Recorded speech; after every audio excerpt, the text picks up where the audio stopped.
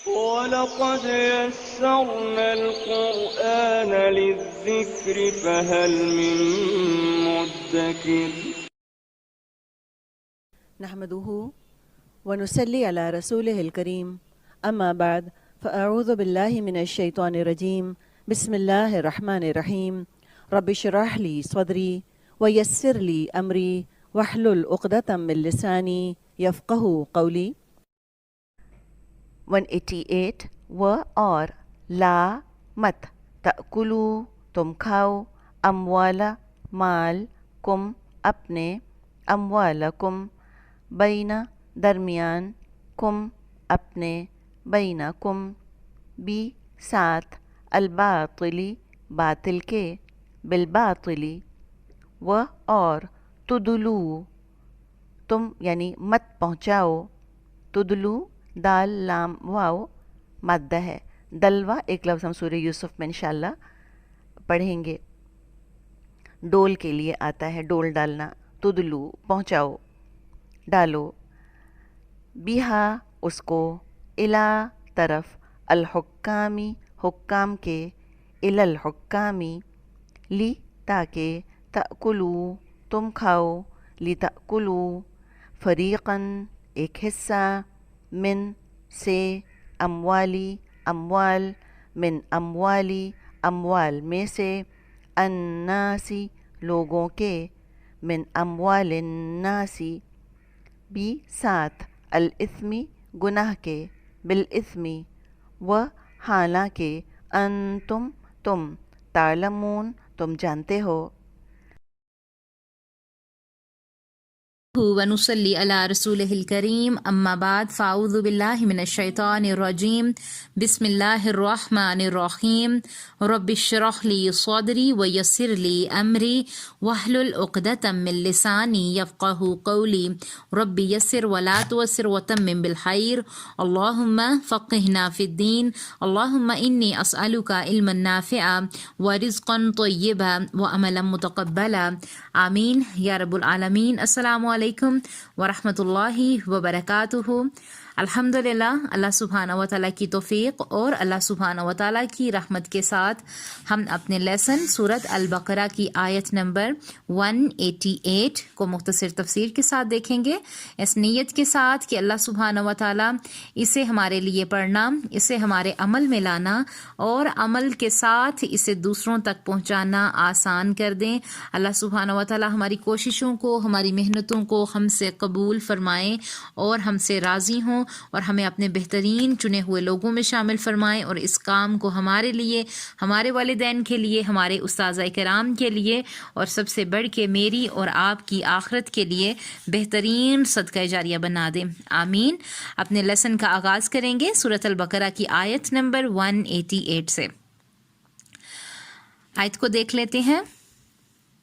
وَلَا تَقُولُوا أَمْوَالَكُمْ بَيْنَكُمْ بالباطل وتدلوا بها إلى الحكام لتقولوا فريقا من أموال الناس بالإثم وأنتم تعلمون، اور ایک دوسرے کا مال ناحق نہ کھاؤ اور نہ اس کو، یہاں بریکٹ میں لکھیں رشوت، یعنی کہ اس کو حاکموں کے پاس پہنچاؤ تاکہ لوگوں کے مال کا کچھ حصہ ناجائز طور پر کھا جاؤ اور اسے تم جانتے بھی ہو۔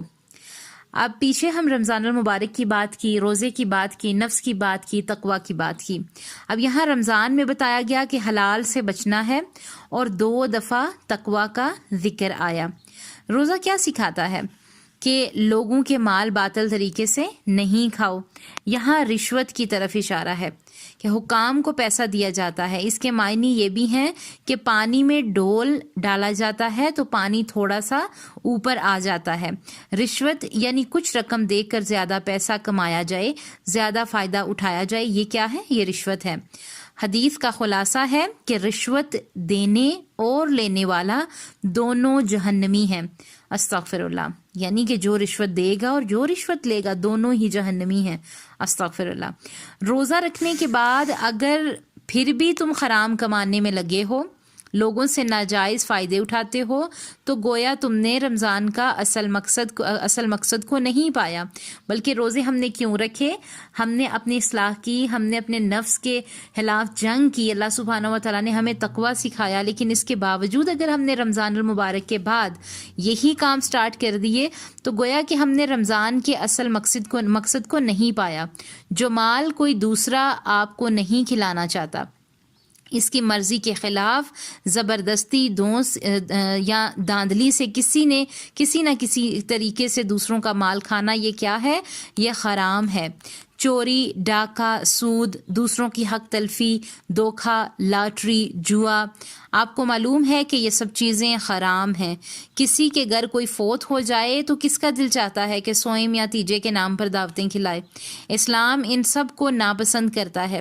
اسلام نے تو ہمارے لیے آسانی کی ہے، ہم نے اپنے لیے مشکلات کو پیدا کیا ہے، جس میں ہر طرح کا فراڈ ہے، غلط قسم کی تجارت، خیانت اور دھوکے والا مال جو ہے وہ حرام ہے۔ تو ہم اللہ تعالیٰ سے دعا کریں گے کہ اللہ تعالیٰ ہمیں تقویٰ عطا فرمائیں اور ہم بہترین طریقے سے اپنے مال کو کمائیں، ہم حلال طریقے سے اپنی روزی کمائیں، ہم رشوت سے، دھوکے دہی سے اور پیسے کی لالچ میں ہم اکثر آ جاتے ہیں۔ ہم انسان ہیں نا، تو ہمیں دولت بہت پیاری ہے۔